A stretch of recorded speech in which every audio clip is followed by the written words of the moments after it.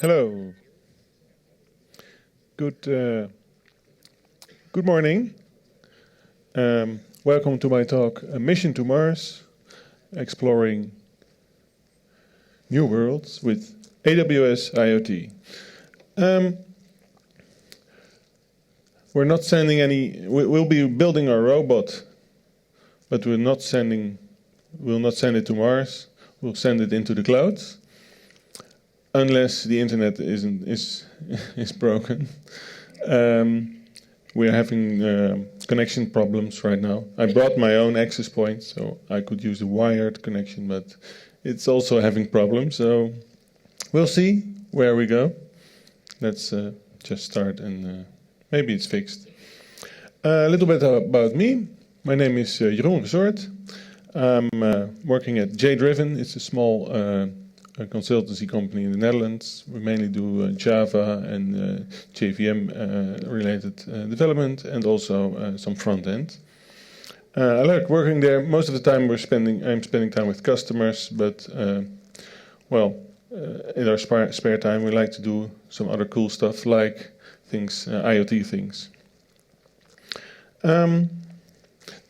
Like I said, this talk will build a robot, build some software for that robot, and connect it to Amazon's IoT platform.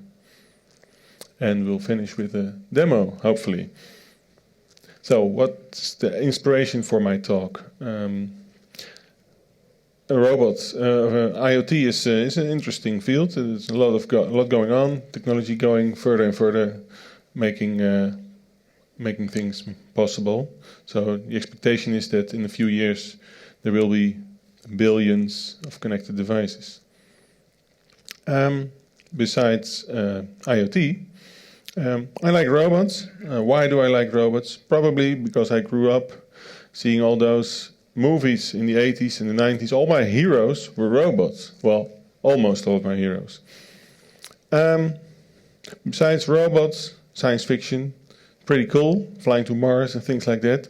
But it isn't actually science fiction anymore. In 1997, the first mission landed on Mars with a little robot, the Pathfinder mission. And a robot, it was able to land successfully and drive around for over 3 months and gathering all this data in Mars. And meanwhile, several other missions followed, and they've been quite successful. It's amazing. So, if we want to build our own robot, it would be cool to send your own robot to Mars, virtually. What should the robot do? You land it there, and what should it do? Any ideas? Land. Yeah, well, if it's landed, and, well, you want to explore, basically. You want to move around and gather information, learn new things. So we're going to take pictures and gather other data. So what do we need? What does a robot need to be able to do that? Well, first of all, we need a power supply. The real Mars missions, they use solar power to be able to keep running for months. In this demo, we'll just use a battery. So I'm cheating a little bit here. Connectivity the same. Communicating with Mars, it can take like 20 minutes for one way to communicate, so it doesn't work really well. So I'm cheating a bit here, using just an internet connection, if it works. And then we need a camera and some other sensors, basically. So, if you want to build your own robot, where to start? There's so many robots out there. Some expensive, some less expensive. In 2015, there was a Kickstarter project called MBOT. And it was actually very successful. It was a small robot for at the time, $50. And I bought one. It was shipped last year, and I started to play with it. This is the MBOT. It's a small device. and it's very cool. So it's basically built for kids. Last month we did a workshop for DevOps for Kids in the Netherlands, in Arnhem, and 3 groups of 15 kids were able to program it and have fun with it. And it's amazing how easy they learn and try out new things. It was very cool. So what are the features of the MBot? It's easy to build. My own kids, 7 and 5 at the time, were able to build it with the small guide that came with it in 5 or 10 minutes maybe. So it's pretty straightforward. There's an Arduino board that has the processing power, and it also comes with connectivity. So you can either buy it with the Bluetooth or another wireless device. For classrooms, Bluetooth might be a bit difficult because if you have 10 or maybe 15 of these devices and you need to pair with the specific Bluetooth, it's hard to find out which one is which. So the other option is a 2.4 gigahertz dongle that's paired with the device. So you use the dongle in your PC and you have a one-on-one connection. Besides that, we have an infrared remote control. It can the robot can detect infrared signals and also emit infrared signals. It has light sensors, LEDs, buzzer, distance sensor, ultrasonic. So you can get started and do a lot with it. You can power it either with some AA batteries or a lithium battery. And one of the coolest features of the MBot, you can program it with Scratch. So you can download a custom Scratch build from the makers of the MBot, and it comes with an additional set of instructions. You can use the normal Scratch instructions and also specific instructions to control the robot. Who here is familiar with Scratch? Oh, a lot. That's great. Scratch is basically a drag-and-drop programming interface, primarily intended for people to learn programming and also kids to get to know programming. So it's ideal. We used it at the DevOps for Kids workshop, and kids can get along with it easily. This screenshot shows a little sample program. So normally you can program in Scratch. You can also turn on the advanced mode, and then you can see some C code, some Arduino code, and get into real programming. You can also download as a separate Arduino IDE and some libraries for the MBot and do it all in Arduino. So an MBot is a cool little robot with a lot of features, but it's not really powerful enough. If we want to take pictures, we need to connect a camera and take pictures that might take maybe a megabyte or something like that. And we also will need connectivity to the internet, and you could try out something over Bluetooth, but I thought that there were easier ways to do that. There's one device called an ESP8266. It's a very small device. It's a microcontroller with Wi-Fi on top of it. It's pretty powerful for its size, and it's really cheap. You can buy it for like $4 or €4 on internet, and if you buy one without the headers, it can go even cheaper. But it's still not really powerful. It has 96 kilobytes of RAM, so it might be enough to fit one picture, but it's really tedious. So I went for a Raspberry Pi. If you look at the Pi 3, it has built-in Wi-Fi. It has a standard camera interface. It has so much processing power you probably won't need it. But it's enough, and you can easily extend it with its GPIO headers. So I use the Raspberry Pi for the main computing and processing bit. But if you look at back, think what do we need more? We need a camera, and we need power. So this is a UPS Pico. It's a board that you can plug in on top of your Raspberry Pi. It's basically a small microcontroller with and a battery, and the controller itself arranges how it works. So if you plug in some power on your Raspberry Pi, it will be charging the battery.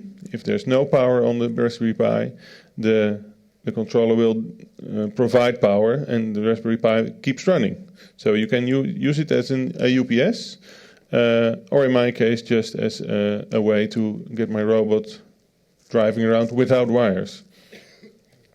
It comes with a 300 or 450 milliampere hour battery, but you can buy a larger one. So in my case, I bought a 3000 milliampere hour, and it runs for hours. So it's good. The way it works is you need to install some software on the Raspberry Pi, and it basically does some heartbeat signals. If the Raspberry Pi is shut down, you're shutting down, the board will detect it and cut the power. Otherwise, it would keep running and draining the battery. Besides that, we want to connect some sensors. So there's a Grove Pi board. There's also a Grove for Arduino. It's an easy to use board. You can just plug in on your Raspberry Pi in this case, and come with all these standard connectors and a lot of sensors. And each sensor has the same way of connecting. It's really straightforward that way. So you don't have to hassle with connecting your own wires and putting in resistors in between when you're doing LEDs. It's all done for you, just plug and play. So it was useful. For the camera, there's just the Pi camera. It's easy to connect, comes with a ribbon cable that goes straight into your Pi. And I fitted it on the Pi Pan. It's a camera mount that can do panning and tilting. It has some servos to do that, and there's a controller board with it to power the servos. So we have all those extensions. You can put them on top of each other. At the bottom we have the Raspberry Pi. Then the red one is the power supply. On top of that is the Grove board, and the top one is the controller for the camera. So we have Raspberry Pi for all the sensors and camera and the connectivity, and we have the M-Bot that's able to drive around. But we need to put them together.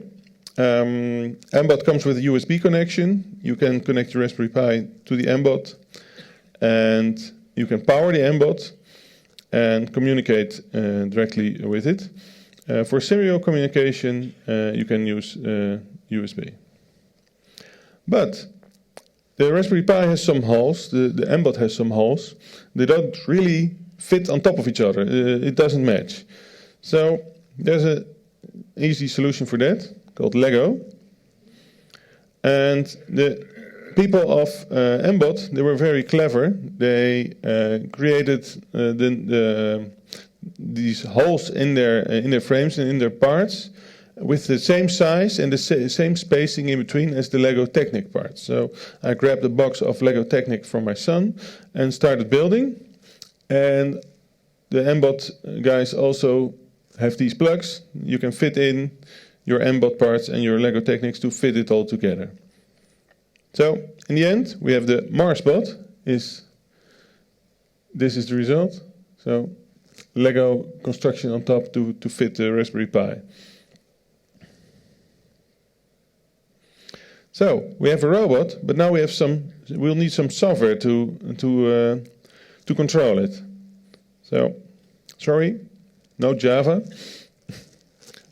For these things on the Raspberry Pi, there's just about a Python library for everything, and it's very easy to get started that way. So each part I bought comes with a Python library you can install and start using it.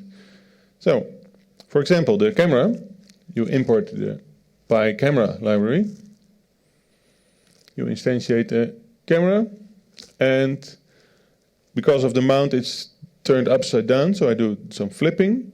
And you can choose a resolution. I chose a little bit conservative to save network connectivity and storage. And you just say capture and the file name, and then the library will tell the camera to take a picture and save the data in a file. Next one, the PyPen. Also, just one library to import.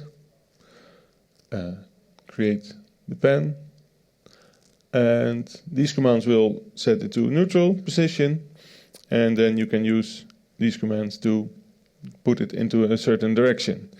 It's finding out what's the range to use, because if you look at the robot with a cable, if you do turn it too far, it might get broken. So somewhere between 100 and 200 was a good range to move, but you have to try out for yourself. The temperature sensor, there's the GrovePy library. We connected the sensor to port 7. Each port has its own number, and you can do something like loop endlessly, read the data from the sensor, and print the temperature or something else. The sensor is a temperature and humidity sensor, but on Mars there's not much humidity, I expect, so I skipped that part. Also, I wanted to use a compass, but on Mars there's not a magnetic field like it's on Earth. Only the southern hemisphere has some magnetic fields, but there's alternating between negative and positive fields, so it's not really useful for navigating. Then we have the controlling. We need to control the mbot over the serial connection, and for that I use the commands like they are sent by the Scratch environment. You can send in the left side. You can see some instructions. Set the motor speed. And you can enable some debugging, some logging to see what kind of information is sent to the mbot. And it's all these hexadecimal codes. So this way I was able to record several codes for several instructions and reuse that in my program. Afterwards I found out they actually open sourced their program, so I could have just looked at the source code to find out what kind of codes they're using. How to do that? We need to set up a serial connection, connect to the USB device, and I defined several values by reading in these hexadecimal values and converting it to just a binary value. And these values you can use to just write to the serial device. For example, this little program would set the motor speed to half speed on both the left and the right motor. So it would start moving forward, and after 1 second it can turn off both motors again, and it would stop moving forward. So that's it. We have a robot. We have software to run on the robot, so we're fine. We can do things, but in a mission to Mars, we need more. We need a mission control system. So this is pretty advanced. In my case, I built a little bit simpler user interface. We'll see in the demo. But I was using Amazon Web Services. Who uses Amazon Web Services? Okay, a lot.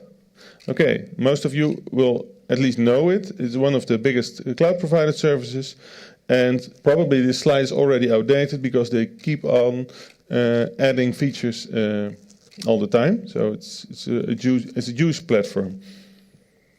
And since about 1.5 or 2 years, they have an IoT platform for messaging with your IoT devices. And because of they have this rich environment with all those services, you can easily connect your IoT device to other Amazon services. So Amazon IoT arranges secure communication with your devices. It can do messaging either over HTTP or MQTT.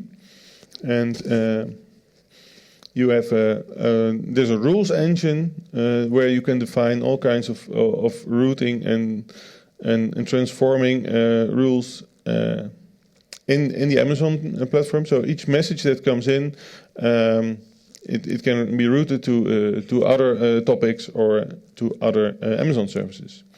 And there's also an interesting feature called device shadow.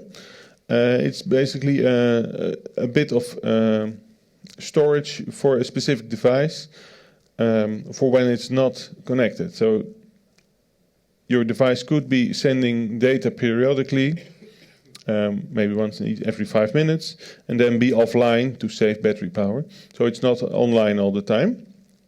And you can store information the device sends in there, in the device shadow, so your application can read the latest status of your device, even when it's not online. You can also use it the other way around. So you can send data to the device shadow, and when the device comes online, it can read that data and do something with it. For example, you send some instructions to the device. This is a nice diagram from the from Amazon. On the left-hand side, we see a device SDK. So Amazon delivers for several IoT devices a standard SDK you can use to get started, or you can use the IoT API from either the Java or the Python libraries from Amazon, and you can also connect to the device gateway via MQTT, and it also supports WebSockets. So from within a browser application, you can connect to the device to the message broker over WebSockets. So in our case, we'll have our Mars board connected to AWS IoT, sending messages to AWS IoT. But we also want to receive messages from AWS IoT because we want to send instructions to the robot. So the robot will be sending sensor data to us, and we'll be sending instructions to the robot.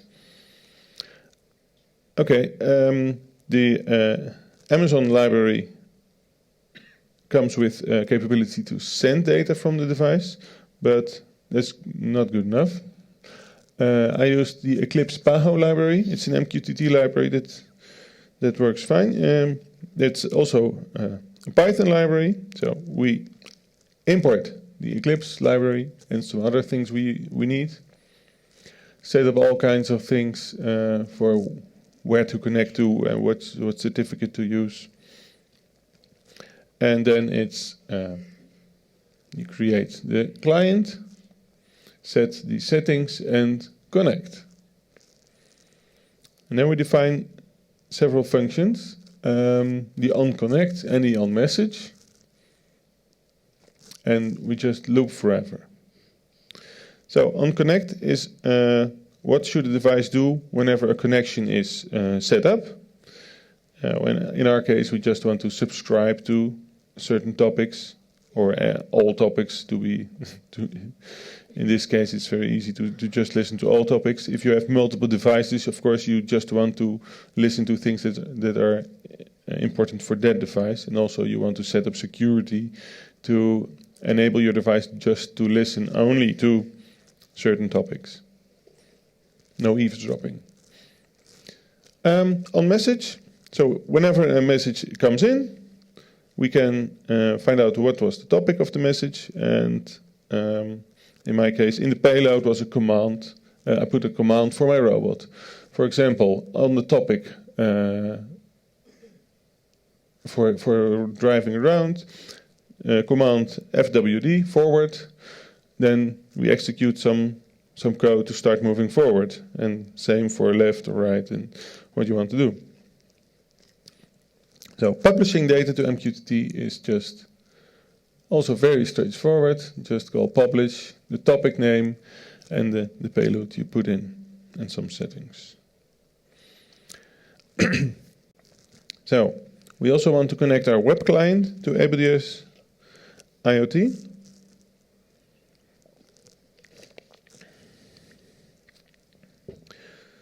And also both ways, sending and receiving data. For that we can use the WebSocket capability of the IoT platform. So we can do MQTT over WebSockets. We also use the Eclipse PAHO library, but then we use the JavaScript library. I won't be showing code because it's very similar. Sending pictures. So the IoT messaging can do messages up to like 100 kilobytes or something like that. So we would be able to send pictures through the IoT platform, but you need to pay for each individual packet. So they have a certain packet size, 512 bytes. So if you send a large data through the IoT, it sees it like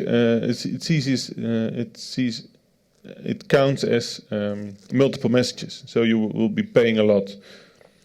So it makes more sense to do the images in a different way. So I've used S3. The robot takes a picture and it sends its data to S3, and the browser can retrieve it from there. So in this case we use the Boto 3, it's the Amazon library.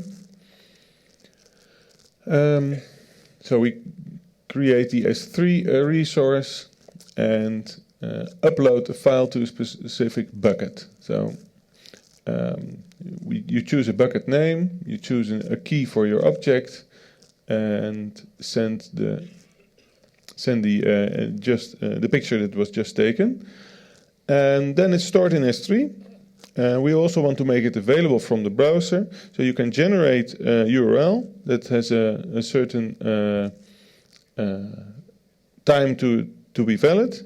In this case, I generate a URL that's available for 1 hour. So when I upload an image, the image will be available through the internet on this URL for 1 hour. And then I publish a message to from the robot to the web browser with the URL as a payload. So the web browser receives the URL and then it loads the picture. And then we're going to show how it works if connectivity is right. So it looks like I have connection now. That's great. So here's my mission control center. And let me turn on the robot now.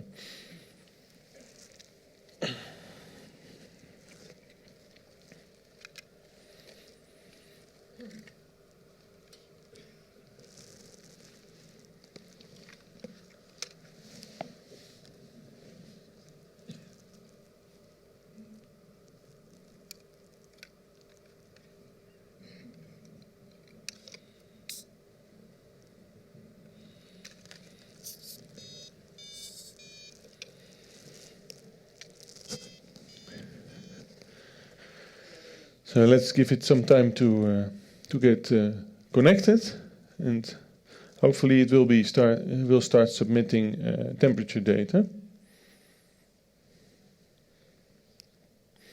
So I've set it up to send temperature data every 5 seconds.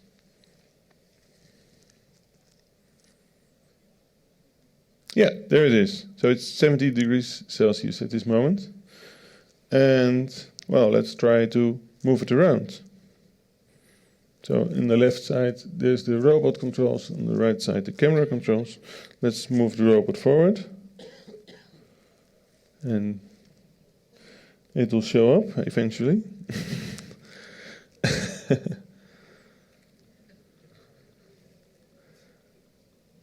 I should have used full speed instead of half speed.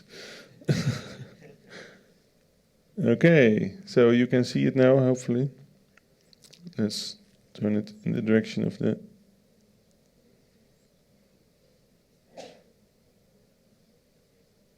Oh.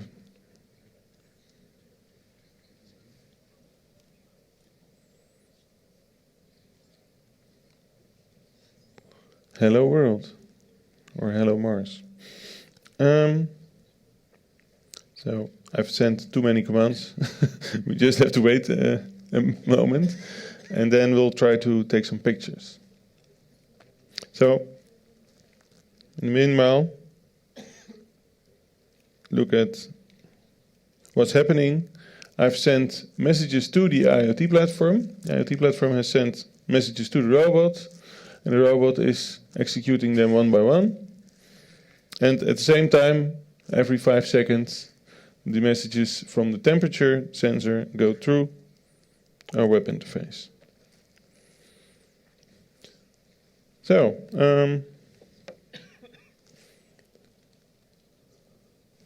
let's try to take a picture. Say cheese.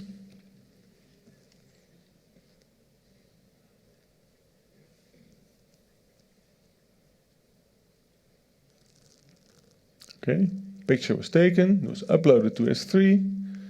URL is sent to the web browser, and hopefully connectivity is well enough to get this working.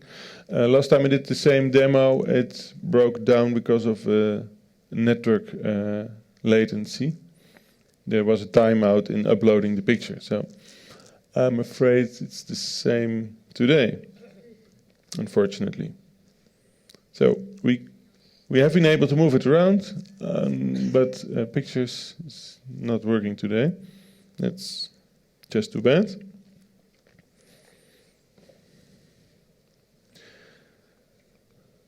Okay, so we have seen the robot in action, but there are more features in the IoT platform we haven't used yet. So I want to tell something about that as well.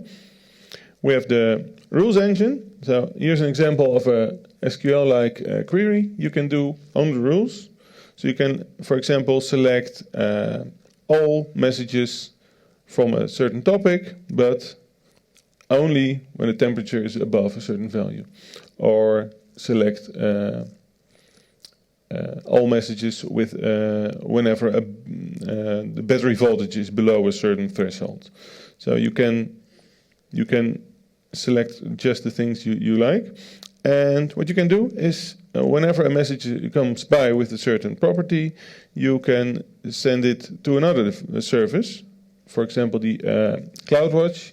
So you can set alarms or just log what's going on. For example, the temperature data, you might want to store every temperature measure in a database. So you can do that with DynamoDB and a whole lot of other services. So look at the DynamoDB example. You send the message to IoT, the AWS IoT, and because of the rules you set up, it's sent to DynamoDB. So this is an example rule.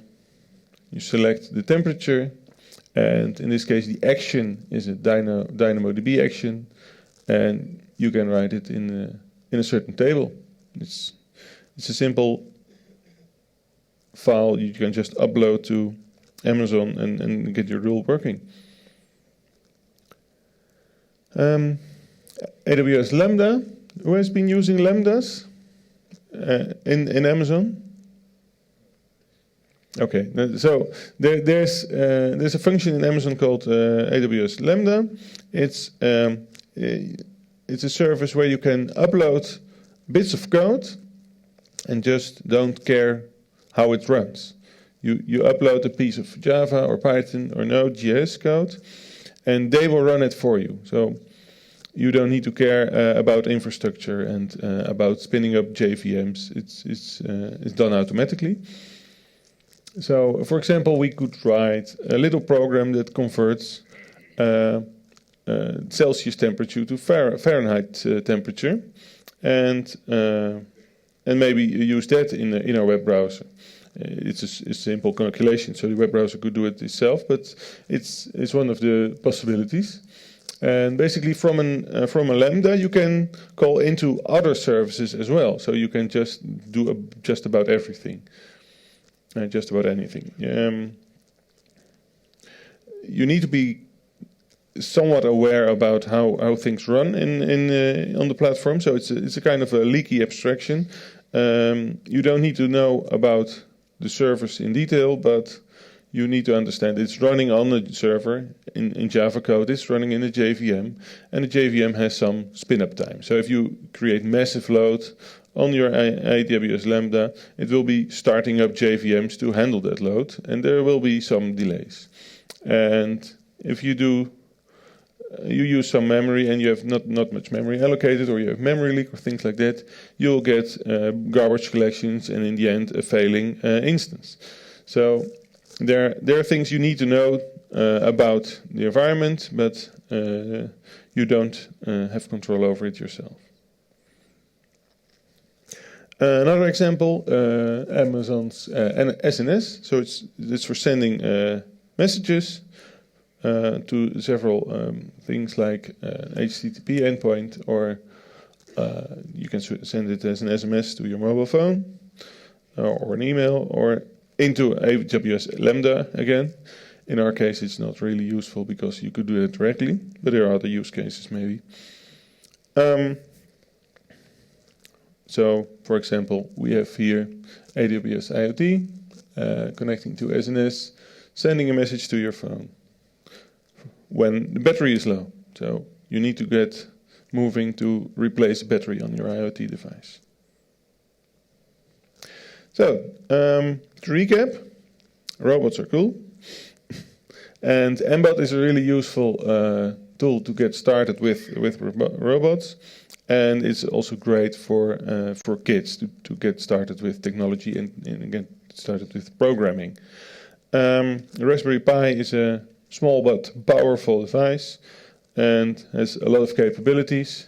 If you want to build a low-power IoT device, you probably won't be using a Raspberry Pi. But if you do have the power available, Raspberry Pi is really a useful device. And also, writing Python code is pretty easy. But on the internet, there's so many examples, it's even easier that way. Besides the robot, the Amazon's platform, the IoT platform, it enables you to get started with IoT quickly. You don't need to set up your own servers with running software to do that. It's just there for you. It's sort of a so-called serverless architecture. But of course, you can connect it to your own service. So you can send the messages to your own servers or your own applications running in the cloud. MQTT is a lightweight messaging framework, and with the rules engine, you can connect to all these other Amazon services. Okay, so finally, I have a blog post about my mission to Mars, and in the blog post there are links to two documents. One has a list of URLs with all kinds of useful information if you want to do similar things, and the other is a shopping list. So if you want to buy things and build it yourself, there's a shopping list of all the parts I've used and the names, and also a link to some shops in the Netherlands. So if you live in the Netherlands or near the Netherlands, you can order it there. But I'm sure there are other places you can order them as well. Okay, so we have plenty of time for questions. You can come to the microphone if you have a question, and otherwise I'll be here, so you can just come by. So thank you for your time.